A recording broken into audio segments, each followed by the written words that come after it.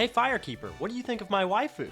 I think you are a weeaboo who could only get with a doll. How dare you insult my waifu? Die! Hello and welcome back to the Troglodyte channel. I've recently done challenge runs of Dark Souls Remastered and Elden Ring as a Discord mod, and these were a ton of fun. But I wanted to try one of these challenge runs with no magic because both of them devolved into just using super powerful spells to crush the bosses. So that got me wondering, which website has the dumbest moderators? And after doing a bit of research, it's gotta be Tumblr mods. No other website that I've ever seen has set such a high concentration of just sheer nonsense. So for that reason, I'm gonna be playing through Dark Souls 3 as a Tumblr mod. What does that mean? Well, I'll have zero faith and intelligence, because these are godless, stupid people, and I will be unable to level them for the whole playthrough. And we know internet moderators are, well, voluptuous. So for this reason, I will have zero endurance, be fat rolling, and be 25% slowed. In addition to this, I will only be able to fight using what could be found in a Tumblr mod's room. In this case, the Tumblr mod will be fighting using a silicon fist, with a life-size doll of his anime waifu as a greatshield. And these are just reskinned versions of existing weapons in the game, and they are not the ones that you would choose to use, so this is another disadvantage. With that, let's get into it and find out if you can beat Dark Souls 3 as a Tumblr mod. Getting started with the tutorial area, nothing here really gave me too much trouble. I've done many playthroughs of this game, some of them at Soul Level 1, and made videos about it. So I know this game really well, and being a Tumblr mod did not cause me to die at all in the tutorial area. After killing the gooners outside of Firelink, it was time to do my usual routine of jumping this tree to get the early Estus shard. Oh no, the Tumblr mod is too hefty. He can't make the jump. Moving on to the high wall of Lothric, I was mostly able to run through things despite being slowed, but there were some areas where fat rolling and being slowed did get me.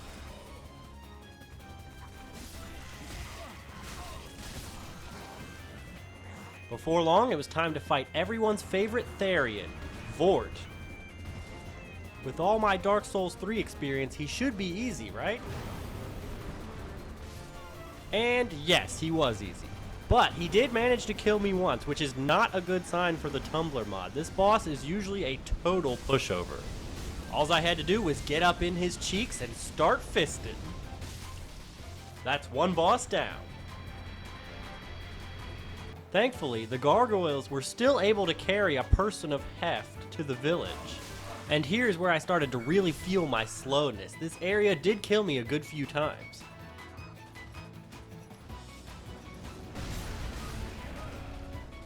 I did attempt to fight the curse-rotted Greatwood once, but after failing to even break his nutsack, I decided that I was going to leave this optional boss out of the playthrough. After killing the demon and throwing back a cold one with Sigurd, and picking up the most important item of the run, it was time to head to the Road of Sacrifices. And these screeching harpies really did not like the Tumblr mod. This must be the Twitter section of the game. This butthole refused to teach the Tumblr mod. He said I was restarted, whatever that means. Then it was time to fight the Crystal Sage. And this guy is a problem. Not only does he do big damage to the Tumblr mod, in his second phase he summons copies of himself and can hit the Tumblr mod from all different angles. Normally an easy boss because he has such low health, but in this playthrough he got me a good few times.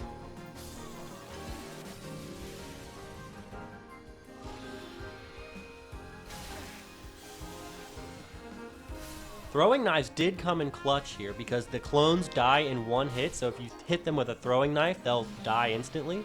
And I've never used throwing knives before in this game, and that's what I love about challenge runs like this. They make you think outside the box and use resources you wouldn't normally use. Oh, and you can see I've poisoned her here. The fist has a passive poison damage effect. I'll leave it to you to imagine why that is. After that, I was then betrayed by my fellow people of size. But don't worry, I was later able to kill them with the voluptuous person's biggest weakness, gravity.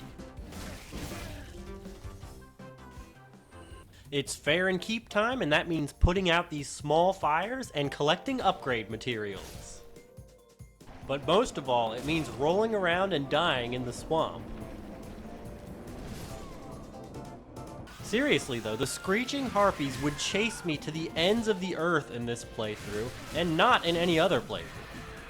Up next, the favorite boss of all the edgy Hot Topic girls, the Abyss Watchers. And a fast multi-boss fight was a bad recipe for the Tumblr mod. Oh, and I had to watch the Dark Wraiths kill the Poison Boys every attempt. Anyway, these guys are quite fast and have a lot of different attacks that are almost a guaranteed hit on the Tumblr mod. Since I'm slowed 25%, it's not always possible to dodge a sequence of attacks. And the red-eyed one, who is neutral and can take aggro from the main boss for you if needed, takes 20 seconds to spawn, and when you're a Tumblr mod, 20 seconds feels like an eternity. I would often get killed before he even spawned. So yeah, these guys were tough, and the first real sign of trouble for the Tumblr mod. I did eventually figure out that if I hold up my waifu and he does the small knife attack, it will bounce off and that will give me a chance to retaliate. This, coupled with the big damage of gold pine resin and an upgraded heavy silicon fist, proved to be too much for the edgy boys, and I was able to take them down.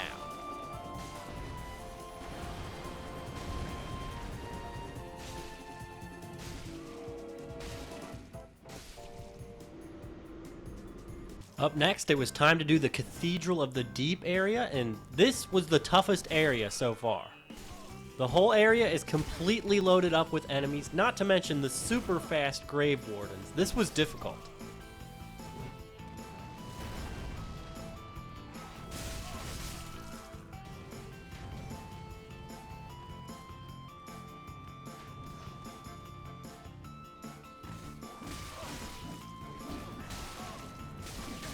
It turns out you can't just run past everything as a Tumblr mod. Good to know.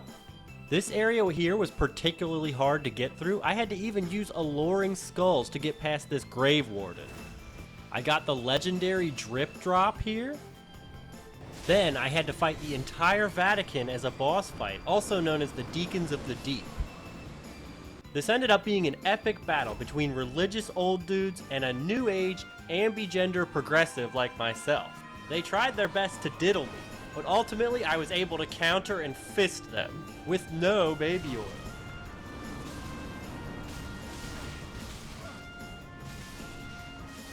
The future is now, old man. Stupid Swordmaster, you're a fake fan of Japan.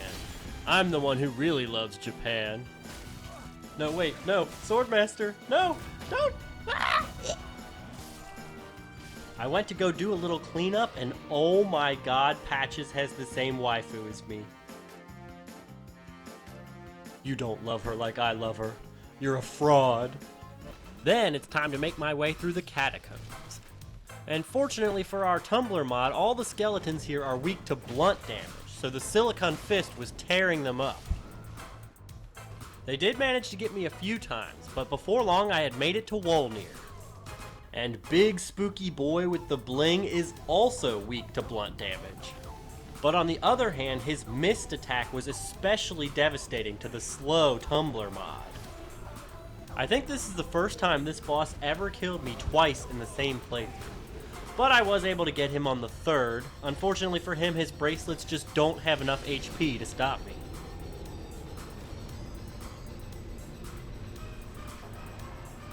After taking a quick detour to get all of the goodies in Smoldering Lake, it was time to head to Irythill.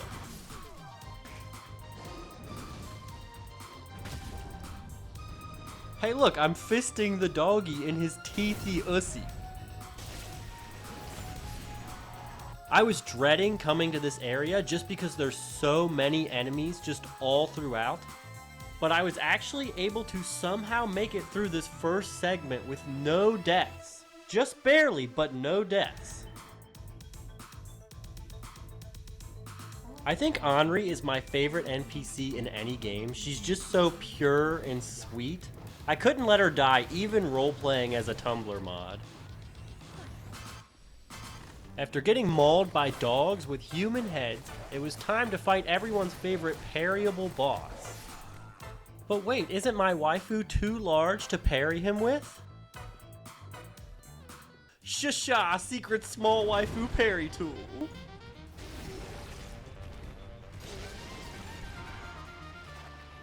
As you can see, starting off the fight with a successful parry takes a huge amount of his health and makes the rest of the fight a lot easier. That's not to say I didn't encounter any problems, though. Pontiff has a ton of attacks that just come at you in a flurry that make it all extremely difficult to dodge as a Tumblr mod. Certain combos where if he starts them near you, you are 100% dead because it is impossible to dodge being slowed and fat rolling. So here's what had to be the game plan. Land 2 parries on him and get the repost. This'll put him into phase 2. Then I was able to use the phase transition to heal up.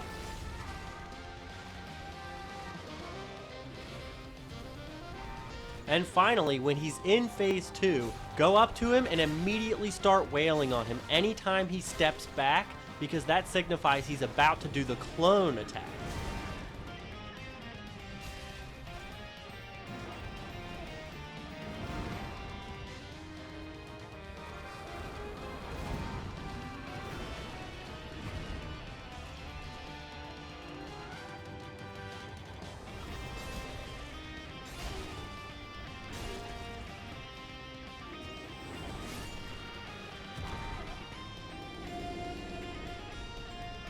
I decided to go to Irythill Dungeon next and stick to my principles. I am pro-choice, so I got rid of that fetus.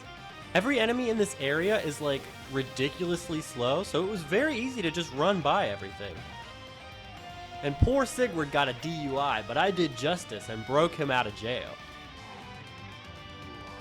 But of course, he came to my aid in my time of need. And no, I don't think this actually counts as a summon. I didn't touch a summon sign to summon anyone, and he's not a phantom. I don't think it ultimately matters because this boss is slower than a Tumblr mod, and Sigurd died anyway. But what do you think? Is this cheating? Up next is Anor Londo, and that meant getting ganked by these guys and using the low ground on the Silver Knights. And I did help Henri with Aldrich just to get a feel for how difficult it was going to be. And because, come on, it's Henri. You have to help her. She just sounds so sad that Horus is dead. I feel so bad. Moving on to my solo Aldrich fight, things did not go smoothly.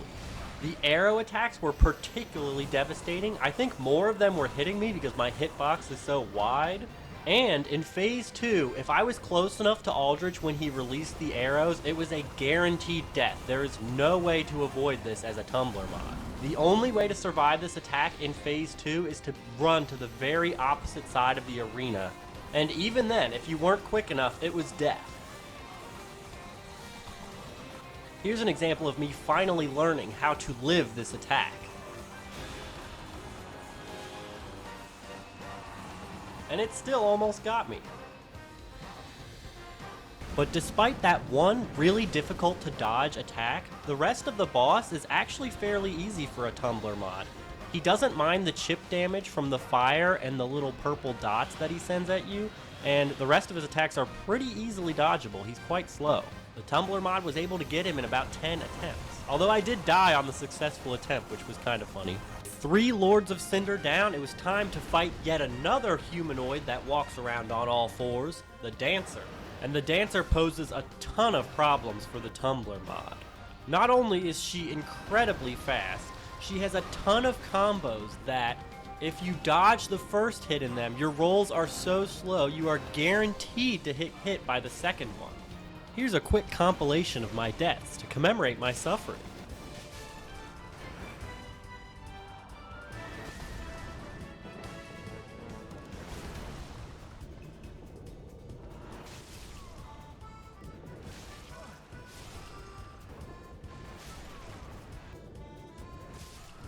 When phase 2 comes out, many of her combos are just death for the Tumblr mod, so eventually I figured out I needed to play around the pillar and hope I got lucky with RNG, and that was my path to victory.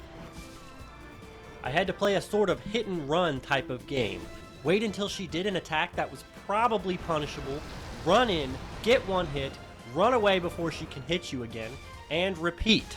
This was intensely difficult. It took several hours of my life, but I was eventually able to do it, and I was just filled with jubilation when I finally killed her. It was a rush. Okay, quick editor's note here. You'll notice my character is different, and there's an Activate Windows watermark in the bottom right.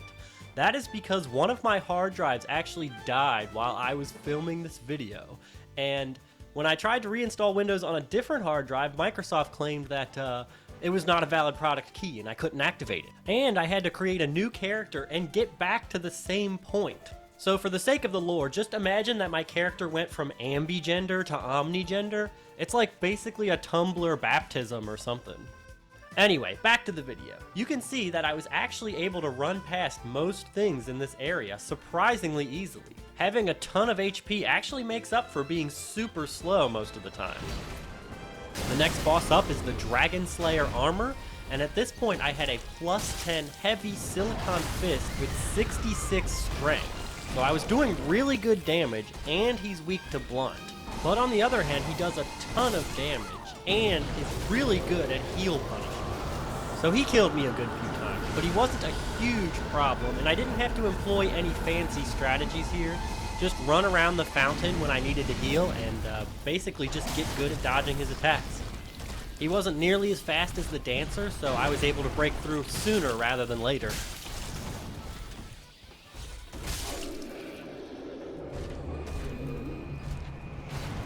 Alrighty, one area left and 2 bosses. And I was very far behind with making this video at this point, so I ran past everything as fast as I possibly could, and made it by the skin of my teeth at several points. But I was able to make it up to the Twin Princes pretty much as fast as a Tumblr mod possibly could. And then I've arrived at my favorite boss in any game ever. And while you watch the crap get beat out of me, I'm going to give you a little speech on why this is my favorite video game boss in history. All throughout Dark Souls 3, the player walks through a rotting, broken world. There is an unbelievable amount of suffering in this world.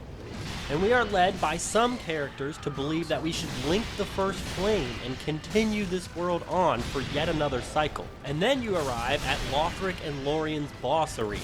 And these two are some of the most tragic figures in all of gaming. They could have had it all, but due to the luck of this world and the cruelty of their condition, they were condemned to a life of suffering much like everyone else. So their response to this is to abstain from linking the flame, thus ending this world as we know it. They are of the belief that no life is better than this life. So you walk into this boss arena to fight these two cripples, these two perfect manifestations of all the suffering and victimhood in this game. And when you fight and kill them, the player is basically saying that no, life is worth living, despite your tragic condition, despite all the tragic conditions that I've seen, life is worth living, we will continue this world, and long may the sun shine. And I think that is just such a beautiful moment in a video game to have, and it's such a good metaphor for the world that we live in now. And I love this boss. I don't like this boss, I love this boss. So anyway, there's my little rant. As for how difficult this was as a Tumblr mod, it was absolutely excruciating. I'm editing this now, and I had one clip that was just 2.5 hours of me getting my butt whooped by these guys. Lorien has several attacks that are guaranteed hits on the Tumblr mod, if you're close enough to him, and the opener to Phase 2, where Lothric shoots up all those light beams, is extremely difficult to survive. And if you somehow survive it, Lorien is extremely aggressive in this phase, offering you very little chances to heal. You could kind of play around the pillars, but the teleportability easily thwarts this. After about 100 attempts, I had a feeling that this was possible, but I was ready to give up. Here's my final attempt. Oh, dear brother.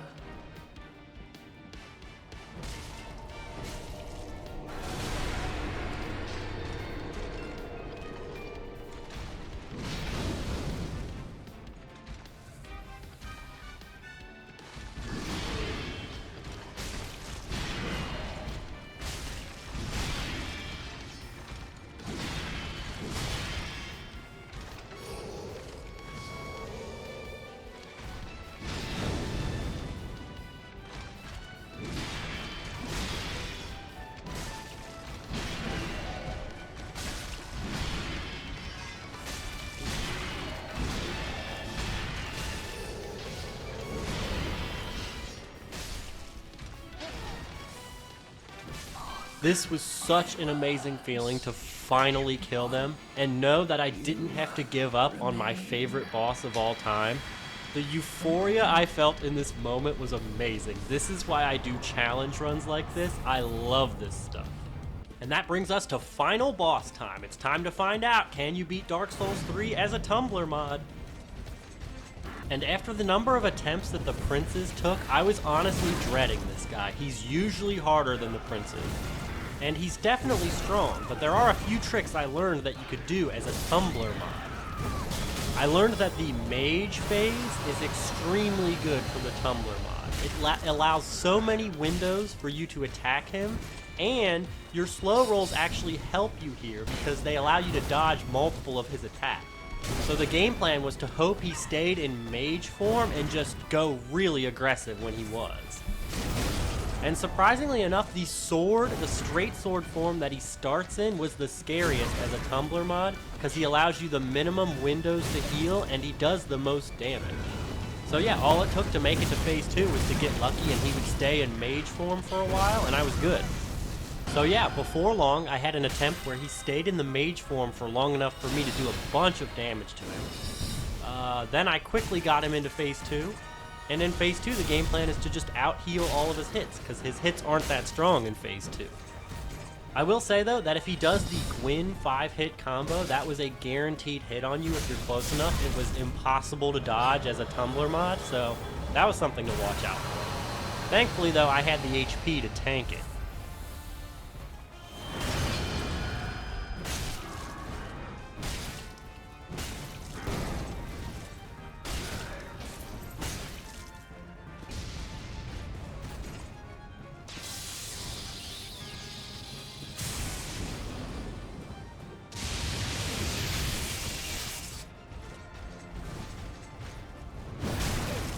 I only ended up dying to this guy less than 10 times, which is incredible considering the princes took me over 100 attempts. A bit of a letdown from Soul of Cinder, but hey, I'll take it. And this means that you can, in fact, beat Dark Souls 3 as a Tumblr mod. And honestly, I'm shocked. I thought after the dancer, it was over. But anyway, there you have it. Thank you so much for watching. Please leave a like on the video if you enjoyed it. Subscribe for more nonsense like this, and let me know what type of video you think I should do next in the comments down below. This is like my favorite type of video to make. I think challenge runs like this make the game so much more interesting and make me think to use things that I wouldn't use and do things that I wouldn't do. So yeah, please leave likes so that YouTube decides that this video is good too. Again, thanks so much for watching, and see you next time.